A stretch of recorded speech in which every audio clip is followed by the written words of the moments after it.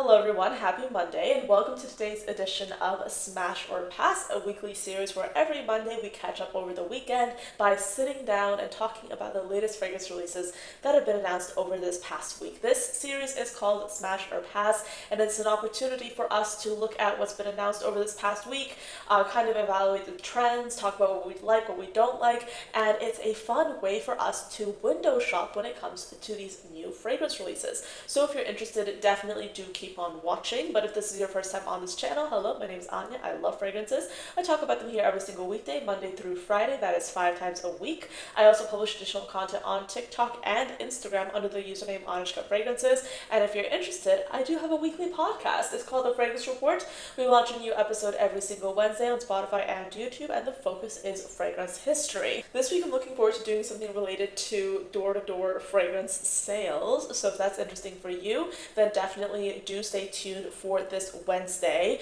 But in addition to that, I have so many other episodes already available on Spotify and on YouTube. Last week we talked about perfume during the Soviet Union, specifically the 20s and the 30s. We've also done videos on like perfume in the 1960s, famous celebrity scents. So definitely do check out those podcast episodes if that is interesting to you. And in addition to that, if you are trying to save a little bit of money with fragrance, if you're trying to be more budget conscious about what you add to your collection, if you're trying to find a better way to track what's already in your collection, then I have just a solution for you. It's the Fragrance Collection Login Expense Tracker. It's available for you to download on my Stan store.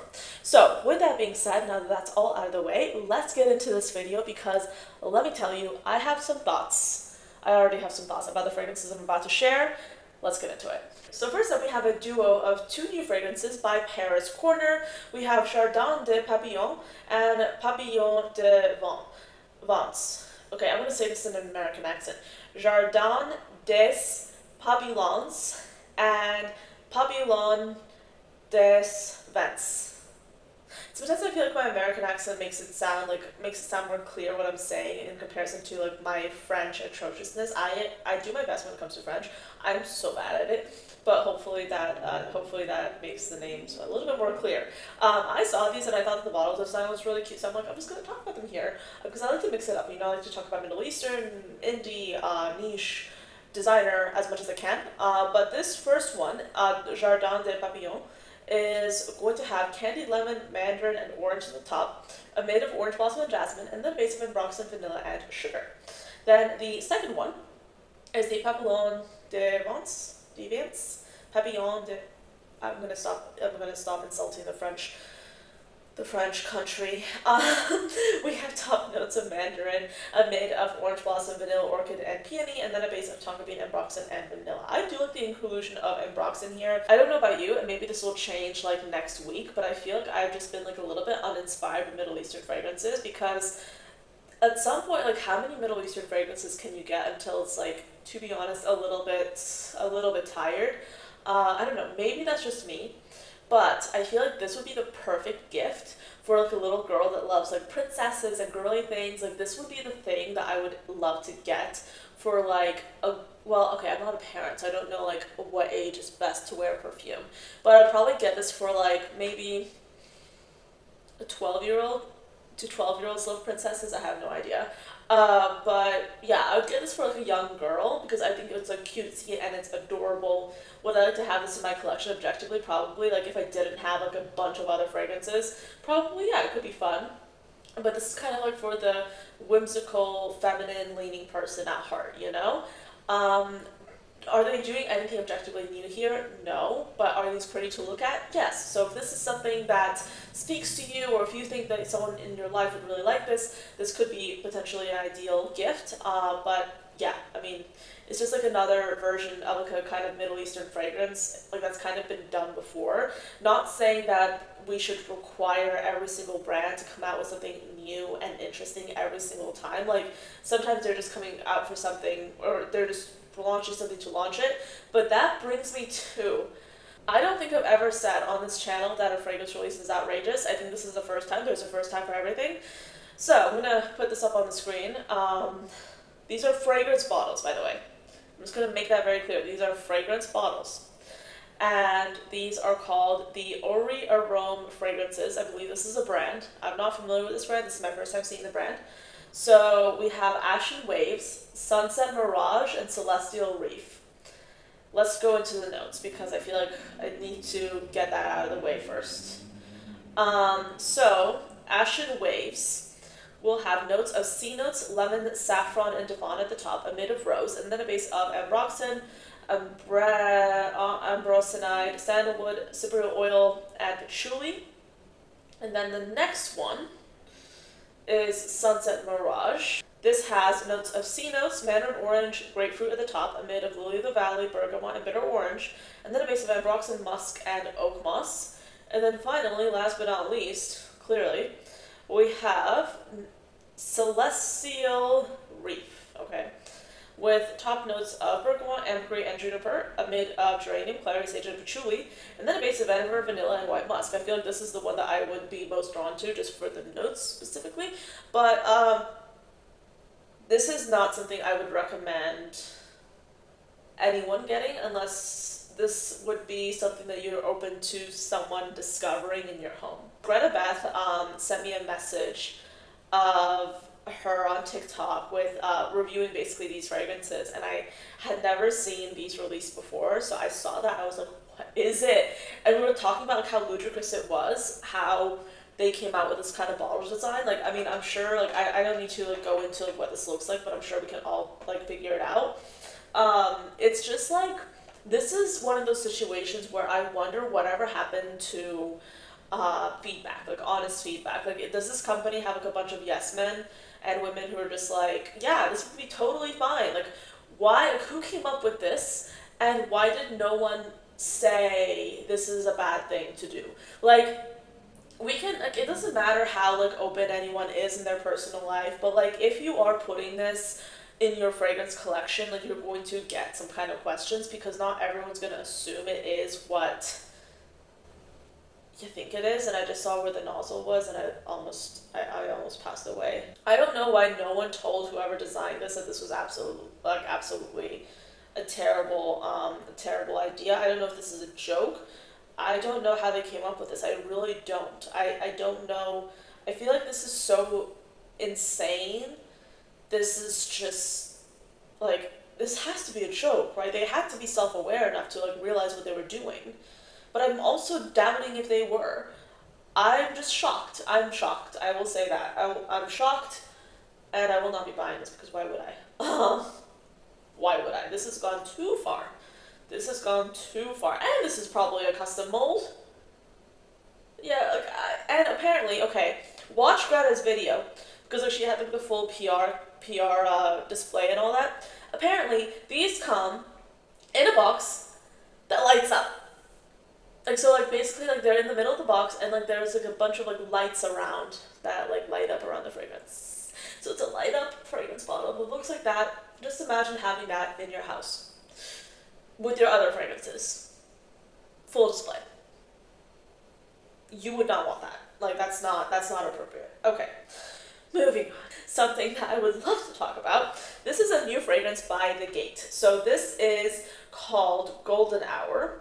So essentially, this is going to be a fruity fragrance, a fruity gourmand, with notes of mango, exotic fruits, coconut, mixed berries, lemon, and bergamot at the top, a mid of jasmine, peony, sandalwood, and cedar wood, and then a base of amber, mossy notes, vanilla beans, and white musk. This does sound rather lovely. I have grown to be more open with mango fragrances as of late. I used to kind of be a hater of them because I feel like brands were doing the same thing over and over again, but I would be open to trying this out. I don't necessarily think I'd be open to just like going out of my way to sample this, but this does seem promising. I will say, for those of you who are unaware, The Gate had a bit of a rebrand. So they had their original bottle designs, which were like these cylinders, and then they came out with this new refreshed look, which I love a lot more than what they had previously. So The Gate, Golden Hour. We then have a new release by Tiziana Terenzi, and this is called Arano Del Stella. And interestingly enough, Elena Prokofeva was talking about how she hasn't been a fan of the Terenzi's previous releases because she has interpreted them as just being like copies of each other, which I can see because I have heard a lot of feedback from many people saying that the Terenzi releases are oftentimes like super similar to one another, and they come out with so many fragrances. Like they come out with a lot of fragrances, but apparently this is supposed to be an exception to that. It's supposed to be actually something that's like new and different from the brand. So Arano Del Stella will have notes of lemon, cloudberry and bergamot, Bulgarian rose at the top, amid a black locust, that's a plant, Chinese jasmine and magnolia, as well as the lily of the valley and ambergris, and then a base of musk, vanilla, ebony, teakwood, and patchouli. So let's look at the black locust note because I'm kind of curious about it. It's a white flower note, and it's supposed to have an odor profile that's intense and pleasant and reminiscent of mimosa or orange blossom. Sounds quite intriguing. So yeah, I guess we have promising feedback for Arano Del Stella so far. But I will say that the thing that really draws me to this line in general is the bottle design. Like the bottle design does look lovely. I don't know if this is an unpopular opinion or not, but I've never been a fan of like the clunkiness of the Tiziana Terenzi bottle designs. I know that the tops of the bottle cap can be like rather ornate and really beautiful in terms of the design, but I feel like the kind of look of it has never been something that I've been in love with. Granted, I don't own any Tiziana Terenzi currently. I just have decants and I've just seen the bottles and like handled the bottles on my own, but I love the bottle design that they have for this line. They have a bunch of other fragrances in this kind of medieval looking bottle design that I just love the design of. So yeah, let me know, have you tried anything from this line, and would this be something that you would be interested in trying out?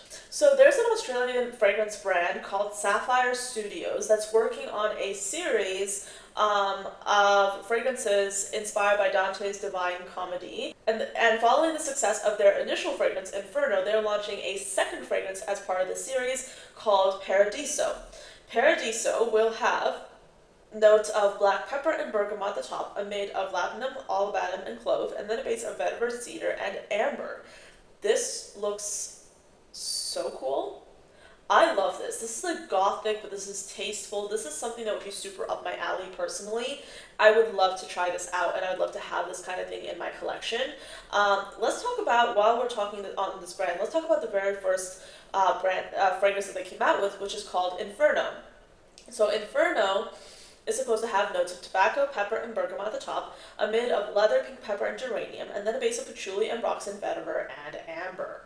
So, I'm going to try and look at price. Let's see.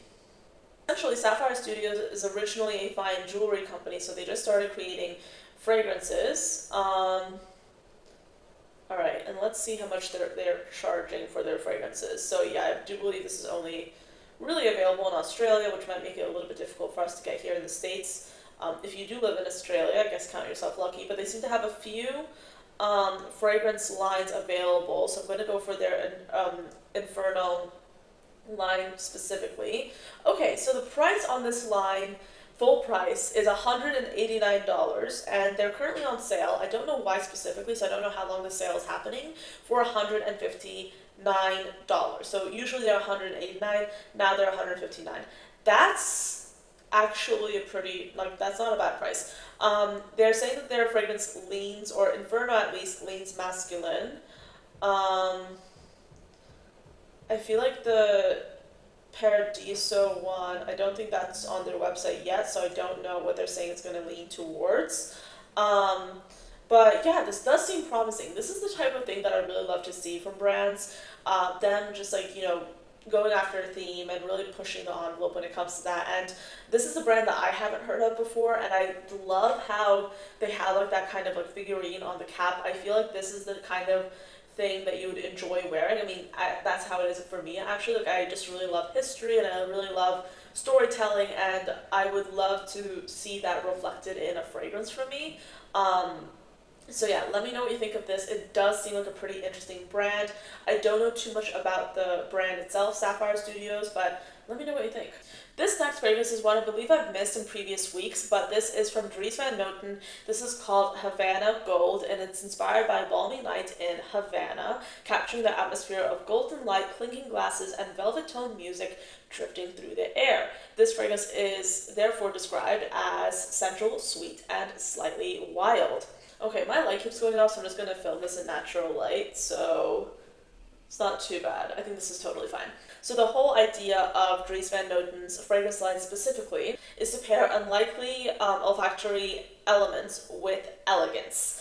So their fragrances lean into nostalgia, but they're meant to be a little bit avant-garde, which does coincide with the fashion of Dries van Noten, which makes sense. So this fragrance will have notes of mandarin, licorice accord, and star anise at the top, a mid of cinnamon, tobacco leaves absolute, and benzoin, and then a base of roasted tonka, leather accord, and cypriol. The materials for this have been sourced from Venezuela and Laos, and essentially this bottle is supposed to develop, or the brass in this bottle design, that's brass, is supposed to develop a natural patina over time, which I absolutely love. Like, in general, the Dries van Noten fragrances have always been a source of curiosity for me because I feel like they're super artistic and interesting. I don't own any of their fragrances, but they're pretty approachable, I would say. And I like how they have, devoted so much attention to detail when it comes to their fragrances. And I would be open to trying this out. This seems like the perfect fall kind of fragrance in my mind. Let me know what you think. We also have a new release by Ellis Brooklyn. This will be called Queen's Caramel, a fragrance that is supposed to be hyper gourmand with notes of caramel, honey, sugar, maple, and salt at the top, a mid of white chocolate, vanilla orchid, jasmine, and coconut, and then a base of tonka bean, vanilla, amber, and musk. This does not look like it would be something I would love wearing because it does seem like such like a hyper gourmand. And for me personally, I don't love it when fragrance brands create like hyper gourmands. It's not to my taste. I know a lot of people do love it, and if you love it, definitely try this out. For me, this is not going to be something I picture myself wearing. I mean, I'll try if I see it in store, if I come across it. But I will not be, like, this is not something that I think would work for me just based off of the notes. Obviously, I'm open to changing my mind if I actually try it. But when you look at a fragrance profile, you're like, yeah, that probably won't work for me. Based off of the fact that this is super, super gourmand, I feel like it will not work for me. We have a new fragrance by Giorgio Armani. This is going to be a flanker of their C fragrance. This is a C Parfum, and it's currently available for 100 milliliters. This is a full bottle size, and it's priced at $195. That's $195 for designer fragrance. I think we have lost the plot. Personally, I feel like we have lost the plot. But regardless, let's go into the notes. We have blackcurrant, nectar, and saffron accord, a mid of damask rose, and then a base of vanilla and leather accord. Objectively, this sounds promising.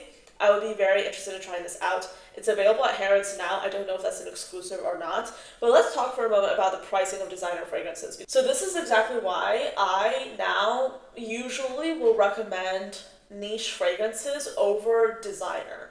Not to say that I think everyone should be spending dropping loads of cash for a fragrance. I think that there is a spectrum of niche fragrances. There are niche fragrances that cost hundreds and hundreds of dollars. There are niche fragrances that cost between 100 and 200. And for me, that is my sweet spot. I like fragrances that cost that much because I can justify it, and that's what I tend to go for. Having a designer fragrance priced at $195 to me sounds absolutely insane, because where have we come to?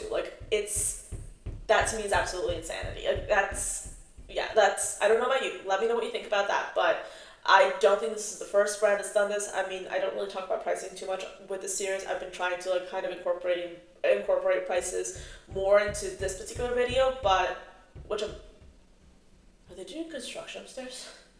Anyway, there's a lot going on. That's shocking. Moving on. That's insane. That is insane. But the bottle's beautiful. But that's still insane. Some new fragrances from Perfume Dearley. We have Aragon, Carios, and Valero. Let's break these down. So Aragon has notes of Patchouli, cinnamon, and vanilla.